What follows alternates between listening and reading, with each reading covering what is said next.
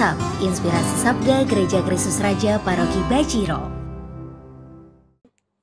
Bapak, Ibu, dan saudara-saudara yang terkasih, berjumpa kembali dalam Insap, Inspirasi Sabda Gereja Kristus Raja Baciro, Yogyakarta, Minggu 31 Desember 2023. Marilah kita awali perjumpaan kita dengan berdoa. Dalam nama Bapa dan Putra dan Roh Kudus. Amin. Bapa yang penuh kasih, kami mengucap syukur kepadamu. Terima kasih atas berkat-Mu. Terima kasih atas penyertaan-Mu. Kami akan menerima sabda-Mu. Kami mohon berkat-Mu supaya sabda-Mu menjadi kekuatan bagi hidup kami. Demi Kristus Tuhan pengantara kami. Amin. Lukas bab 2 ayat 22 sampai dengan 35. Dan ketika genap waktu pentahiran menurut hukum Taurat Musa, mereka membawa dia ke Yerusalem untuk menyerahkannya kepada Tuhan. Seperti ada tertulis dalam hukum Taurat, semua anak laki-laki sulung harus dikuduskan bagi Allah.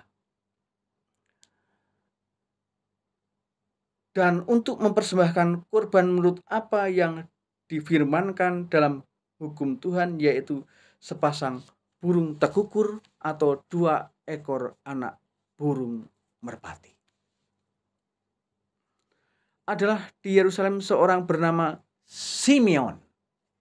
Ia seorang yang benar dan saleh yang menantikan penghiburan bagi Israel. Roh Kudus ada di atasnya dan kepadanya telah dinyatakan oleh Roh Kudus bahwa ia tidak akan mati sebelum ia melihat Mesias, yaitu Dia yang diurapi Tuhan. Ia datang ke bait Allah oleh Roh Kudus ketika Yesus anak itu dibawa masuk oleh orang tuanya untuk melakukan kepadanya apa yang ditentukan hukum Taurat. Ia menyambut anak itu dan menatangnya sambil memuji Allah, katanya, "Sekarang Tuhan, biarkanlah hamba-Mu ini pergi dalam damai sejahtera sesuai dengan firman-Mu.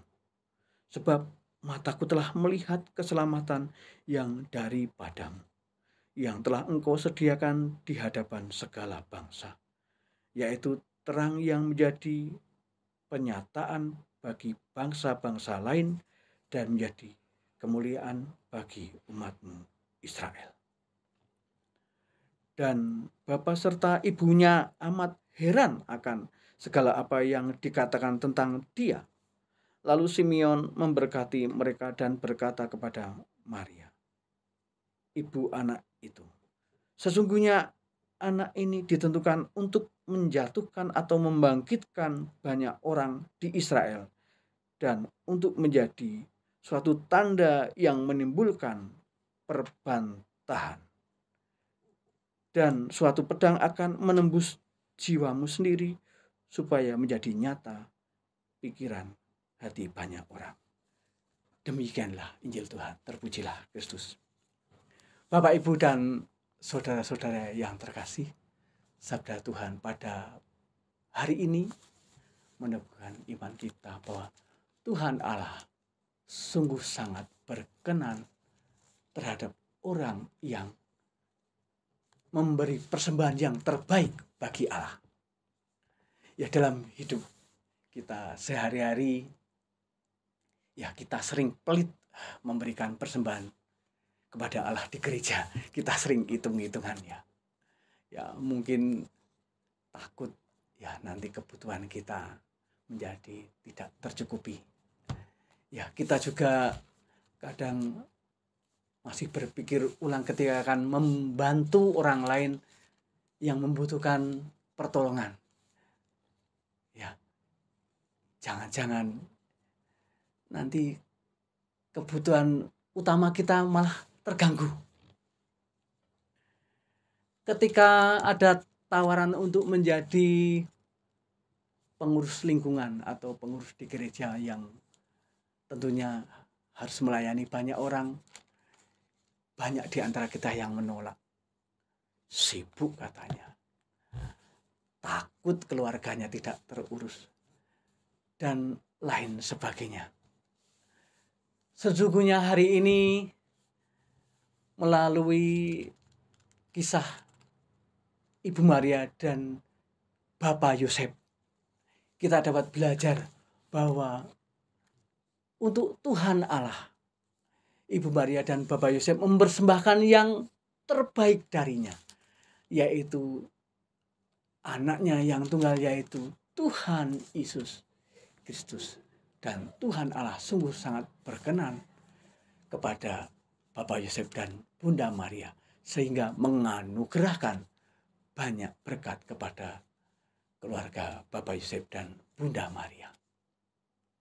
Bapak, Ibu, dan saudara-saudara yang terkasih, marilah kita selalu membuka hati kita untuk terang Roh Kudus, supaya hidup kita selalu bersatu dengan Kristus. Membuka hati kita supaya dibimbing oleh Roh Kudus, supaya kita selalu mempersembahkan yang terbaik bagi Allah, yaitu hidup kita, pelayanan kita. Kita melayani sesama kita dengan sepenuh hati, dengan ketulusan, semuanya demi kerajaan surga. Kemuliaan kepada Bapa dan Putra dan Roh Kudus, seperti pada permulaan, sekarang, selalu, dan sepanjang segala abad. Terpujilah nama Yesus, Bunda Maria, dan Santo Yosef, sekarang dan selama-lamanya. Dalam nama Bapa dan Putra dan Roh Kudus.